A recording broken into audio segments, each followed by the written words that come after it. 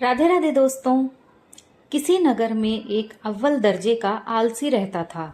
इतना आलसी था कि खटिया पर जिस करवट लेटता उसी करवट पड़ा रहता। करवट बदलने में भी उसे परेशानी नजर आती थी। पत्नी बेचारी जब किसी काम के लिए कहती तभी वो करवट बदलता और पत्नी की तरफ पीठ फेर कर पड़ा रहता। उसकी आदतों को देखते हुए पत्नी को विश्वास हो गया कि वो कभी कुछ नहीं करेगा। एक दिन पत्नी ने बड़े प्रेम से उसे समझाया। बोली, मैं जानती हूं कि तुम्हें खटिया से उठने में कष्ट होता है, किंतु इस तरह एक ही करवट लेटे रहने से भी आदमी नाकारा हो जाता है। बाहर नहीं जाना चाहते हो तो खटिया पर बैठे बैठे ही कुछ करते रहो। आलसी सोचने लगा, ऐसा कौन सा काम है जिसे खटिया पर बैठे बैठे ही किया जा सकता है। कुछ देर बाद उसकी समझ में बात आई। खुश होकर वो पत्नी से बोला, अरे सुनती हो, मैंने बैठे बिठाए काम ढूंढ लिया है। अब तुम्हें चिंता करने की जरूरत नहीं है। पत्नी प्रसन्न हुई। अब तो कुछ घर का काम होगा। उसने सब्जी की टोकरी में चाकू रखा और उसके आगे रखते हुए बोली, अब बैठे बैठे सब्जी काट डालो। किंतु आलसी ने उस ओर ध्यान ही नहीं दिया। थोड़ी देर बाद पत्नी जब सब्जी लेने पहुंची तो उसने पाया कि पतिदेव खटिया पर बैठे हुए मक्खियां गिन रहे हैं। 1, 2, 3, 4। पत्नी ने देखा उनके बिस्तर पर 7 मक्खियां मरी पड़ी हैं।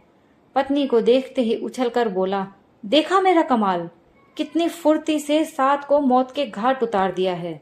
अब देखना है कि पूरे दिन में कितनी मार सकता हूँ। आलसी महाराज को अब यही धुन सवार हो गई। उसे जहां मक्खी दिखती वहीं फट से हाथ मार देता। कई बार तो अपनी गर्दन पर ही इतनी जोर से हाथ जमाया कि उसकी गर्दन टेढ़ी हो गई। कई बार पत्नी की नाक तोड़ दी। मक्खी मारने के चक्कर में उसने घर के भांडे बर्तन तोड़ डाले।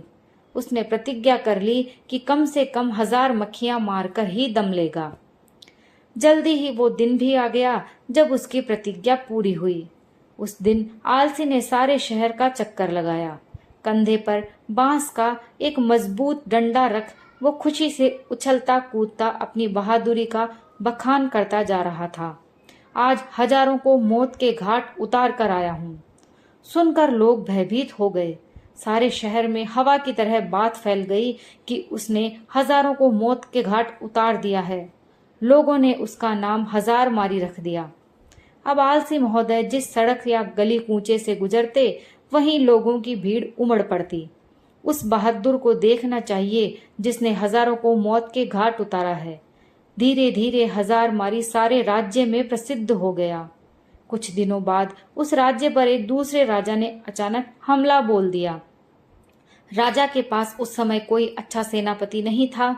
उसने दूतों को आदेश दिया कि वे तुरंत सारे राज्य में घूमकर देखें और जहां भी उन्हें अच्छा सेनापति मिले और सेनापति के योग्य कोई युवक दिखाई दे उसे फौरन हमारे दरबार में हाजिर करें।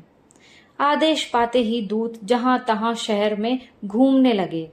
उन्हीं दिनों 1000 मारी का नाम सर्वत्र गूंज रहा था। दूतों ने जब नाम सुना तो वे उसके घर जा पहुंचे। राजा के दूतों को अपने घर पर आया देख 1000 मारी भय से कांपने लगा। वो घर के अंदर एक अंधेरे कोने में दुबक कर बैठ गया। पत्नी से बातचीत होने पर मालूम हुआ कि राजा 1000 मारी जैसे बहादुर को अपना सेनापति बनाना चाहते हैं, इसलिए तुम उसे जल्दी हमारे साथ भेज दो। पत्नी को लगा जैसे वो कोई सपना देख रही है। अपने पति की असलियत को वो जानती थी।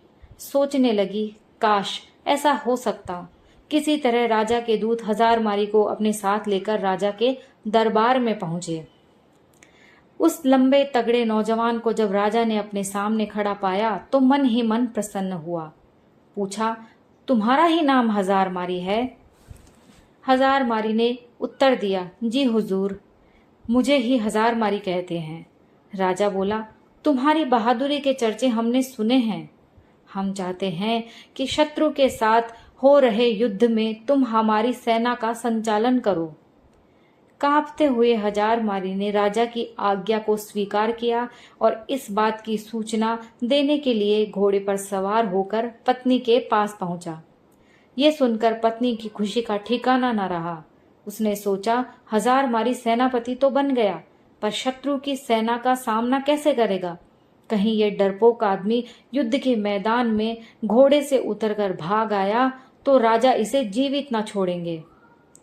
उसने एक मजबूत रस्सी से 1000 मारी को घोड़े से बांधना शुरू किया। 1000 मारी ने पूछा, ये क्या कर रही हो? तो उसने कहा, मैं आपको घोड़े के साथ बांध रही हूं। उसने कहा, ऐसा किस लिए? इसलिए कि कहीं आप लड़ाई के लिए उतावले होकर घोड़े से कूद पड़े और पैदल ही न लड़ने लगे। वापस लौटने पर भरे दरबार में जब लोगों ने 1000 मारी को घोड़े से बंधा हुआ पाया तो उनका उत्साह और भी बढ़ गया।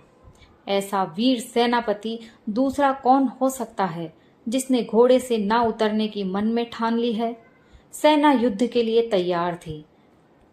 राजा की आज्ञा पाते ही 1000 मारी के नेतृत्व में वे युद्ध भूमि की ओर चल पड़े।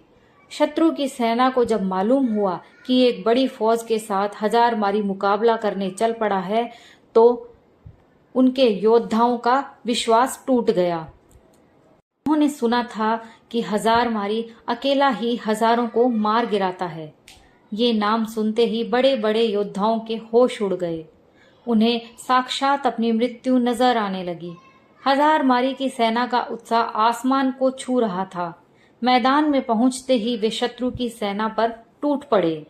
दोनों सेनाओं के बीच घमासान युद्ध होते देख 1000 मारी ने अपने घोड़े के साथ बांसों के घने जंगल में जाकर छिप गया, किंतु उसकी सेना ने शत्रुओं को दम न लेने दिया।